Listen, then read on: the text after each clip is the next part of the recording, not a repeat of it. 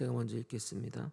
그러므로 또한 내가 너희에게 가려 하던 것이 여러 번 막혔더니 이제는 이 지방에 일할 곳이 없고 또 여러 해 전부터 언제든지 서바나로 갈 때에 너희에게 가기를 바라고 있었으니 이는 지나가는 길에 너희를 보고 먼저 너희와 사귐으로 얼마간 기쁨을 가진 후에 너희가 그리로 보내주기를 바람이라. 그러나 이제는 내가 성도를 섬기는 일로 예루살렘에 가노니 이는 마게도냐와 아가야 사람들이 예루살렘 성도 중 가난한 자들을 위하여 기쁘게 얼마를 연보하였음이라. 저희가 기뻐서 하였거니와 또한 저희는 그들에게 빚진 자니 만일 이방인들이 그들의 영적인 것을 나눠 가졌으면 육적인 것으로 그들을 섬기는 것이 마땅하니라. 그러므로 내가 이 일을 마치고 이 열매를 그들에게 확증한 후에 너희에게 들렀다가 서바나로 가리라. 내가 너희에게 나아갈 때에 그리스도의 충만한 복을 가지고 갈 줄을 아노라. 형제들아, 내가 우리 주 예수 그리스도와 성령의 사람으로 말미암아 너희를 권하노니 너희 기도에 나와 힘을 같이하여 나를 위하여 하나님께 빌어. 나로 유대에서 순종하지 아니하는 자들로부터 건짐을 받게 하고 또 예루살렘에 대하여 내가 섬기는 일을 성도들이 받을 만하게 하고 나로 하나님의 뜻을 따라 기쁨으로 너희에게 나아가 너희와 함께 편히 쉬게 하라.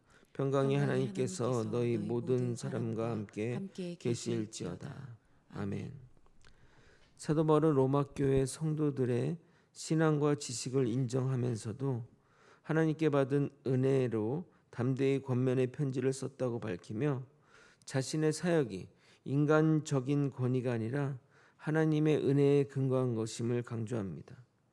또한 그는 자신이 이방인을 위한 사도로 부름받았음을 고백하며 처음에는 유대인의 관점 속에서 이방인 사역이 낯설고 힘들었지만 하나님의 인도하심에 순종하는 가운데 자신의 소명을 깨닫고 오직 그리스도께서 자신을 통해 행하신 일만을 자랑하게 되었다고 말합니다. 이어서 사도 바울은 사역의 성공이나 자신의 능력을 드러내지 않고 모든 열매가 성령의 능력으로 이루어진 것임을 고백하며 이미 복음이 전해진 곳이 아니라 아직 그리스도를 알지 못하는 자들에게 복음을 전하는 것을 자신의 사명으로 여겼습니다. 이는 복음이 모든 민족을 향한 하나님의 구원 계획이기 때문이며 오늘날 교회와 성도들 역시 자신의 이름이나 성공이 아니라 하나님의 나라와 복음 전파를 위해 헌신해야 함을 보여줍니다. 오늘 읽은 본문은 사도 바울의 향후 로마 방문 계획과 이를 위한 기도 요청하는 내용을 담고 있습니다. 로마 방문의 목적과 기도 요청의 내용을 중심으로 말씀을 나누도록 하겠습니다. 오늘도 사명을 향해 나아가는 부르심에 합당한 자세로 살아가는 저와 여러분이 되시길 예수 그리스도 이름으로 소원합니다. 사도 바울은 로마에 가려고 여러 번 시도했으나 매번 막혔다고 고백하고 있습니다. 22절입니다. 그러므로 또한 내가 너에게 가려 하던 것이 여러 번 막혔더니.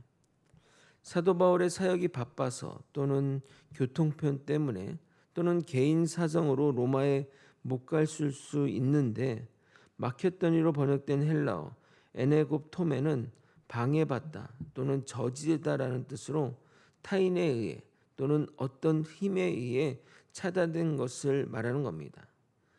도대체 뭐에 의해 못 간 것일까요? 성령님 또는 다른 영적 존재가 못 가게 한 것일 것입니다.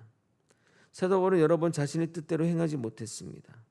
아시아에서도 복음을 전하려 할 때 성령님이 막았었고 데살로니가 교회로 가려 할 때는 사단이 막기도 했습니다. 데살로니가전서 2장 18절입니다. 그러므로 나 바울은 한 번, 두 번 너에게 가고자 하였으나 사단이 우리를 막았도다. 물론 가정이지만 만약 그때 사도 바울이 로마에 갔다면 분명 로마 당국에 의해 잡혔을 것이고 그로 인해 전도에 크나큰 차질이 생겼을 것입니다. 만약 무엇인가 특이하게 사역이 막히거나 또는 잠시 멈추게 하는 일이 있다면 그 이유가 무엇일까 민감하게 반응할 필요가 있습니다. 단지 방해나 이렇게만 판단할 문제는 아니라는 겁니다.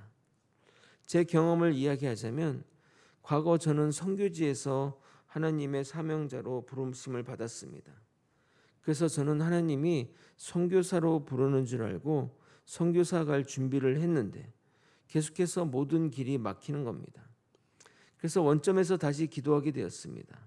나를 선교사로 부르는지 사역자로 부르는지 그거부터 시작해서 말입니다.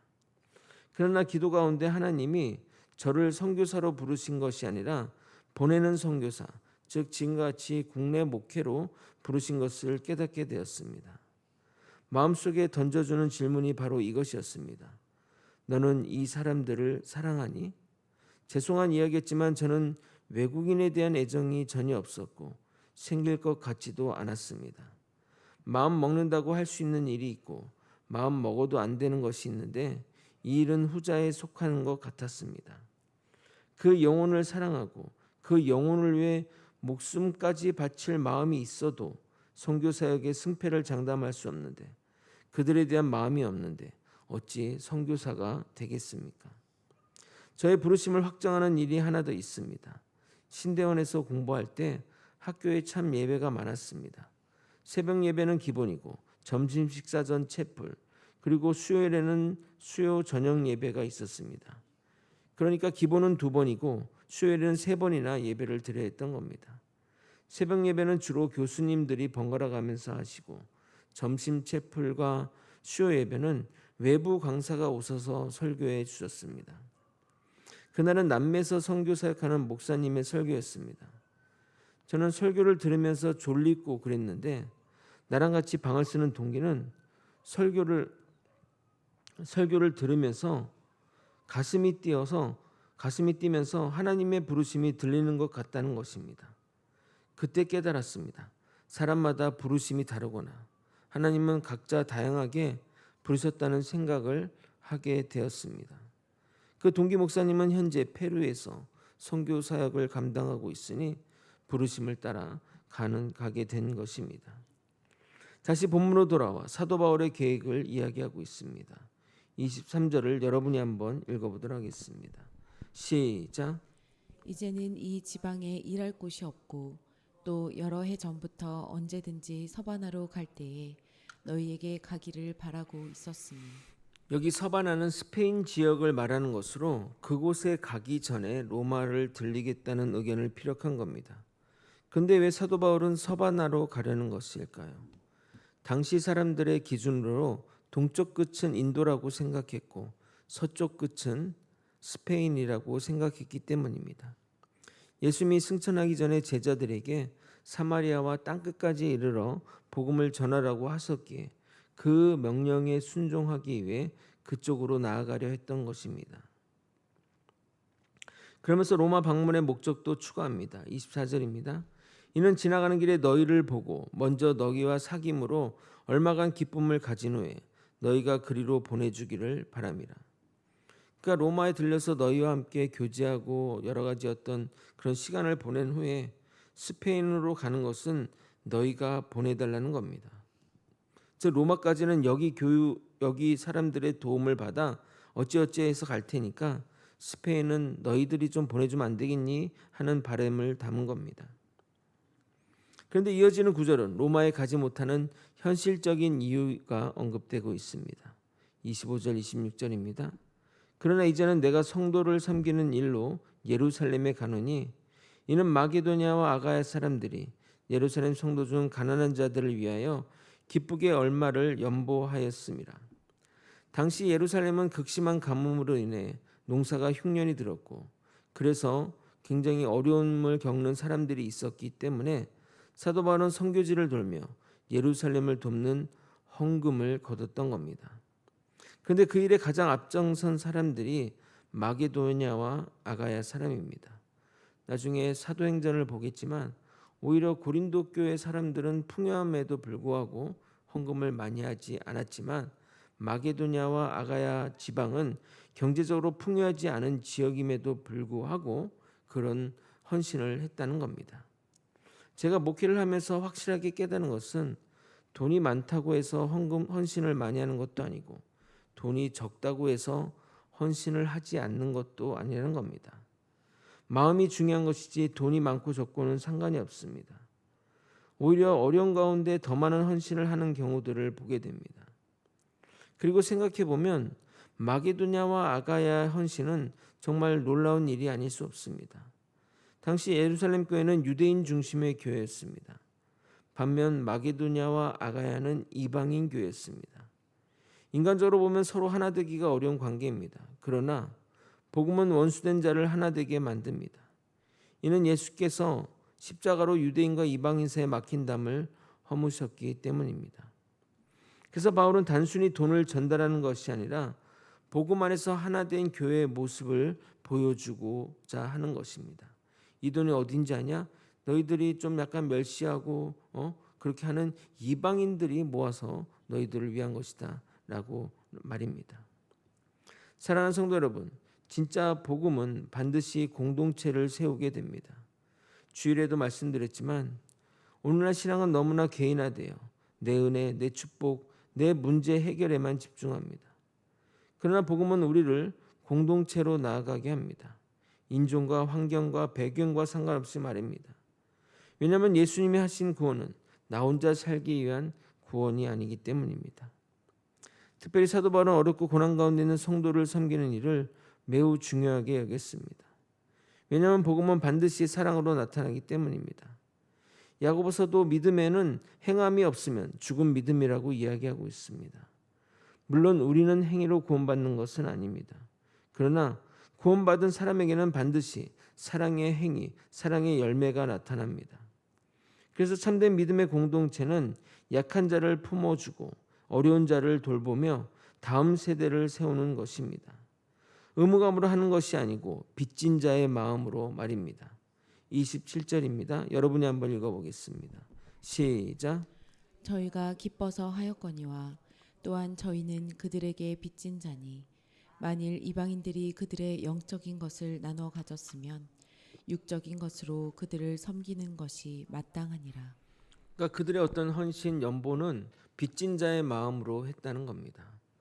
물론 그들이 복음을 받아들이고 그래서 그 복음을 이 이방인들에게 전했기 때문에 그 마음으로 했다는 겁니다.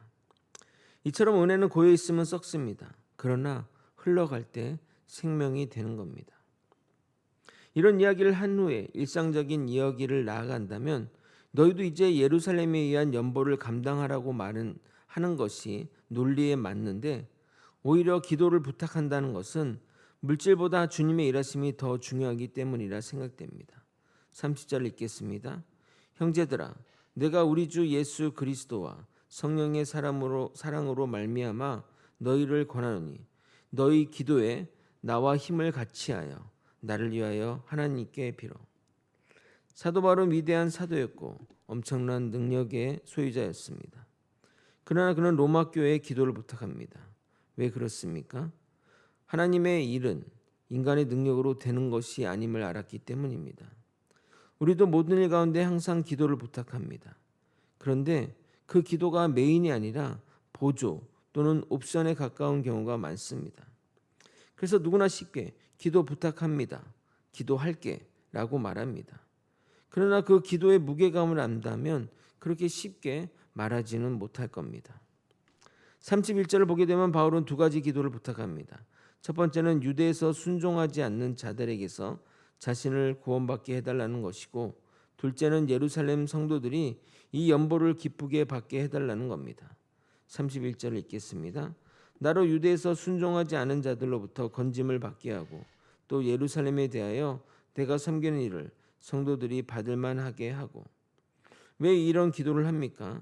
당시 사도 바울은 매우 위험한 상황 가운데 있습니다. 실제 사도 바울은 예루살렘에 갔다가 체포됩니다. 인간적으로 보면 바울의 삶은 너무 힘들어 보입니다. 감옥에 갇히고 핍박받고 죽을 위기를 계속해서 만나고 있습니다. 근데 사도 바울은 자신의 안전보다 복음의 진보를 더 중요하게 여겼습니다. 그래서 그 모든 일을 기도로 감당하며 간구했던 겁니다. 사랑하는 성도 여러분, 하나님의 일은 인간의 열심만으로 되지 않습니다. 교회도 마찬가지입니다. 프로그램이나 시스템보다 더 중요한 것은 기도입니다. 왜냐하면 사람의 마음을 움직이시는 분은 하나님이시기 때문입니다. 우리는 종종 눈에 보이려는 것을 의지하려 합니다. 돈, 능력, 경험, 환경을 붙잡으려 합니다. 그러나 성경은 기도하는 사람만이 결국 승리한다고 말씀합니다. 기도는 단순히 도움을 요청하는 행위가 아닙니다. 기도는 하나님이 일하신다는 사실을 믿는 신앙의 표현입니다. 특별히 사도 바울은 너희 기도에 나와 힘을 같이 하여라고 말합니다. 기도는 이처럼 영적인 동역의 과정입니다. 우리가 선교사와 목회자를 위해 기도해야 되고 다음 세대를 위해 기도해야 하며 교회를 위해 기도해야 됩니다.